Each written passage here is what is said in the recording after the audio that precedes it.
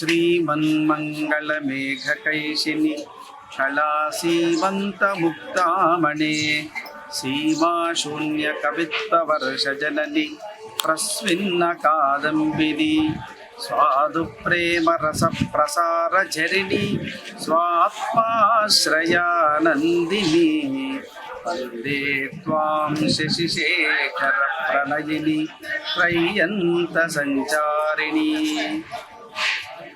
దక్షిణ కాశీ అని ప్రసిద్ధి చెందినటువంటి వేములవాడ రాజరాజేశ్వర స్వామి వారి యొక్క క్షేత్రంలో అత్యంత వైభవపేతంగా ప్రతి సంవత్సరం మాదిరిగానే శరన్నవరాత్ర మహోత్సవాలు మనకి ఈ సంవత్సరం 3వ తారీఖు నుంచి 12వ తారీఖు వరకు జరుగుతాయి. అయితే ఋతువును అనుసరించి వచ్చేటువంటి నవరాత్రులు కాబట్టి ఆ ఋతువుతోనే పిలువబడతాయి. శరదృతువులో ఆరంభమవుతాయి కాబట్టి వీటిని శరన్నవరాత్ర మహోత్సవాలు అంటారు. అయితే అమ్మవారు రాజరాజేశ్వరి దేవి ఆ అమ్మవారి యొక్క ప్రీత్యర్థం ఉదయము సాయంకాల వేళ శ్రీ సూక్త దుర్గా సూక్త ద్వారా మహాభిషేక సహిత లలితా సహస్రనామ అష్టోత్తరనామ సహిత దేవి చతుషష్టోపచార పూజలు 3వ తారీఖు నుంచి 12వ తారీఖు వరకు కూడా ప్రతినిత్యం ఉదయము సాయంకాల వేళ అమ్మవారికి జరుగుతుంది. అయితే నవరాత్ర ఉత్సవాల్లో భాగంగా ప్రధాన దేవత రాజరాజేశ్వర స్వామి వారికి మహాన్యాసపూర్వక ఏకాదశి రుద్రవారాభిషేకం, లక్ష్మీ గణపతికి అధర్వ శీర్ష ద్వారా మహాభిషేకము, అలాగే సమస్త పరివార దేవతల అభిషేకములు, అర్చనలు మొదలైనటువంటి పూజాది కార్యక్రమాలన్నీ కూడా ఈ నవరాత్ర ఉత్సవాల్లో భాగంగా జరుగుతాయి.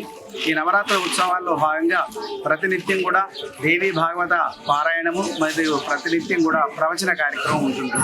అయితే ఈ దేవీ నవరాత్ర ఉత్సవాల్లో భాగంగా మనకి 9వ తారీఖు నాడు పుస్తక రూపిణైనటువంటి సరస్వతి మూలా నక్షత్ర యొక్క సరస్వతి అమ్మవారి యొక్క పూజ పుస్తక రూపంలో, అలాగే 10వ తారీఖు నాడు మనకి దుర్గాష్టమిని పురస్కరించుకొని ఆలయంలో చండీ యాగం కొరకు కలశ స్థాపన, అగ్ని ప్రతిష్ఠ మరియు చండీ సప్తశతి హోమం. 11వ తారీఖు నాడు మహర్నవమిని పురస్కరించుకొని ఉదయం పూర్ణావతి కార్యక్రమం, సాయంకాల వేళ అమ్మవారి యొక్క చతుషష్ఠి పూజ అనంతరము అమ్మవారిని స్వామివారి యొక్క ఈశాన్యంలో ఉండేటువంటి ధర్మకుండంలో తెప్పోత్సవ కార్యక్రమాన్ని చేయడం జరుగుతుంది. అలాగే 12వ తారీఖు నాడు మనకు విజయదశమి. ఆ విజయదశమి రోజున ఉదయం ఆయుధ పూజ, సాయంకాల వేళ శమీ వృక్ష పూజ, అపరాజితాదేవి పూజ, ప్రతినిత్యం కూడా అంబారి సేవతో ఆ రోజు శమీ పూజ అయినంతరము ప్రతినిత్యం కూడా 9 రోజుల పాటు స్వామివారి యొక్క పెద్ద సేవ అమ్మవారి యొక్క ఉత్సవాల్లో భాగంగా పురవీధుల గుండా ఊరేగిస్తారు. అయితే ఈ కార్యక్రమంలో నవరాత్రి ఉత్సవాలలో ఎవరైతే అమ్మవారిని సేవిస్తారో, ఎవరైతే అమ్మవారిని పూజిస్తారో, ఎవరైతే అమ్మవారిని దర్శిస్తారో, ఎవరైతే కొలుస్తారో వారందరికీ కూడా సమస్త కోరికలన్నీ కూడా నెరవేరి